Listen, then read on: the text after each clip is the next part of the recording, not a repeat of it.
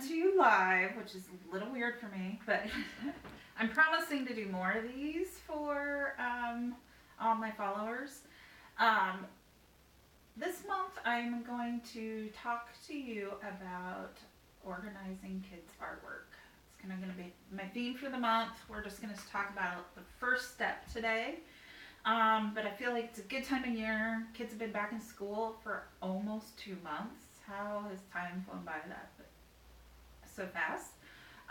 But I know that parents are overwhelmed with kids' artwork. What do I do with it? Do I save it? Do I just throw it away? And I'm hoping to help you with that process starting today. So, most of you probably know I have a 3.5-year-old named Anderson, and he moved to the Tiger Room in mid-August when all the 5-year-olds left his daycare to go to kindergarten. And I've noticed he did get artwork before then, but he definitely we've accumulated a lot more since the beginning of this new classroom, which is great. He comes home almost every day with something. But what I was doing up until now was I just had this, I love this thing, but I can't get another one of them, kind of plastic tub thing that anytime he came home with art, I just set it in here. Because he's getting more and more all the time, I decided I needed it a little more defined and organized because that's, who I am. So I'm using a file box. It just has a clear plastic lid that goes on the top that I've hidden away from myself. But I am using legal size because, sometimes kids come home with things that are bigger than just 8 by 10. So using the legal size folders makes things helpful. Another tip with folders, typically I always recommend leaving your tabs all on one side or the other because, if you got to add in, if you've got them in alphabetical order, you got to add in something, then you got to remove them all. But because I have these as months, pretty sure that's not going to change. So I think I'm safe on the months. So I did, to make them easier, and especially with a 3.5-year-old that's learning colors and months and everything right now, he can kind of start to learn what, October looks like. All one color, multicolors, it's up to you. I just happen to have these folders laying around. So what I did was label a folder with each month on it. I have a few other folders in the back I'll go over later. But it's simply as he comes home with some fabulous art. Hey, it's all about me, which is super cute. Or fun stuff like this. And it simply goes in the September file. Then what he brought home yesterday goes in the October file. And I feel like keeping it organized, it's easier to keep it month by month because in the final process, if you're deciding what to keep or what to go, what art you want to make or book you want to make, it's easier if you keep it by month because maybe you say, oh, I'm going to take 5 pieces from each month this year or something. So that's why I've decided to keep it by month. Now you're going to have some things. Okay, this is just him putting stickers on. I don't even know if I need to keep that. So that's something else you can make the decision about. Okay, is this even worth?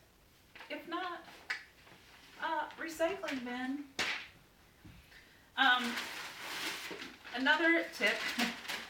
So, super cute. Happy Grandparents' Day. But kind of awkward and kind of big. So I kept this thinking, oh, I will do a video like this.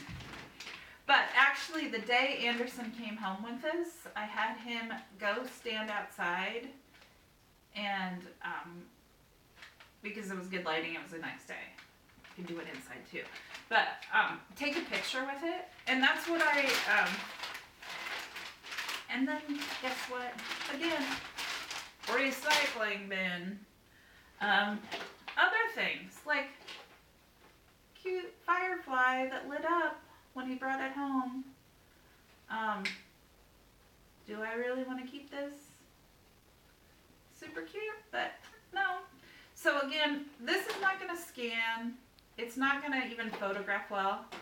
But you know what I did do?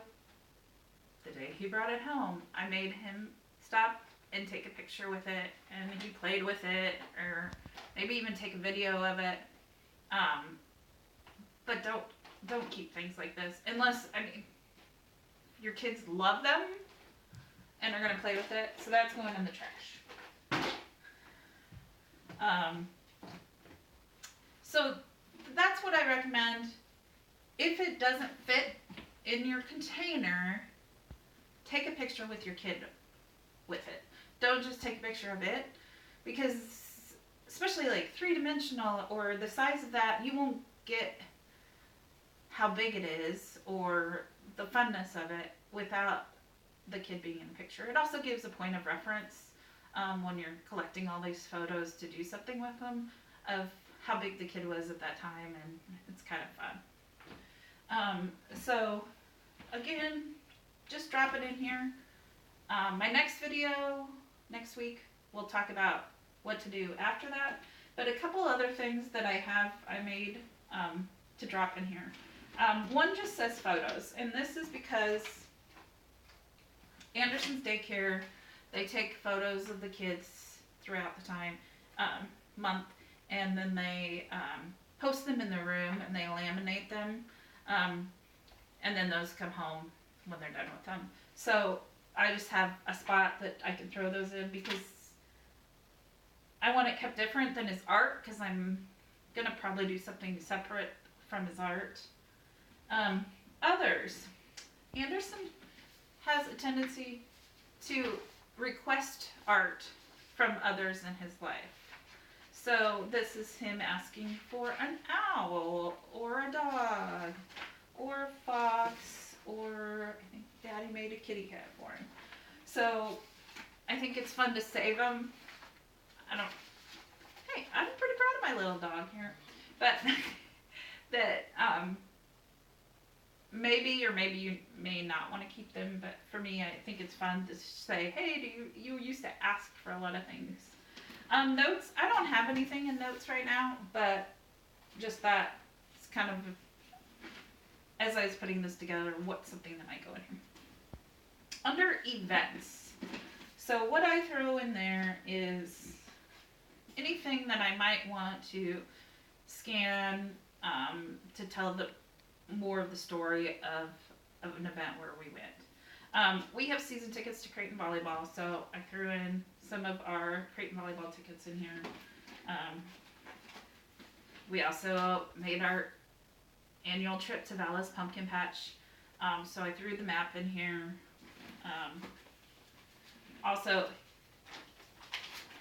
here's the map of the Henry's Whaley Zoo. Funny thing about my son is we have a zoo membership. We go, I would say on average, a couple times a month. And we never pick up a map. But since Anderson's been 3, he's obsessed with maps.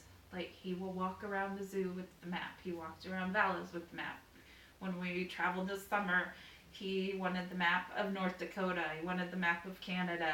And he just loves maps. So that's an important thing in his life. And so to me, that goes with memorabilia.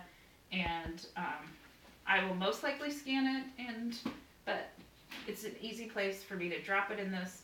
And then, keep this somewhere that's easy for you to access it. But maybe it's not sitting on your kitchen counter, but maybe somewhere quick and easy. Or find a box that's fun and you like having it sitting out, and all you have to do is open it up. Point is to make it easy, have one place. That's the key thing, is have one place that all the artwork or memorabilia goes to when your kids come home. So I would recommend one for each kid. But another thing, maybe that's not practical in your space. That's when the colored folders would be really, if I had multiple children, maybe Anderson is yellow because he really likes light colors right now. Everything has to be light colors. And then child number 2 could be orange, and child number 3 could be blue, and it could all you could still have it divided. You might fill up pretty quickly, but you could do 3 months in a tub and 3 months in the next tub, or maybe you move on to the next step that we'll talk about next time, sooner instead of later. So I think that's all for now. I'd love to hear your questions, and thanks to Joanne for filming this for me.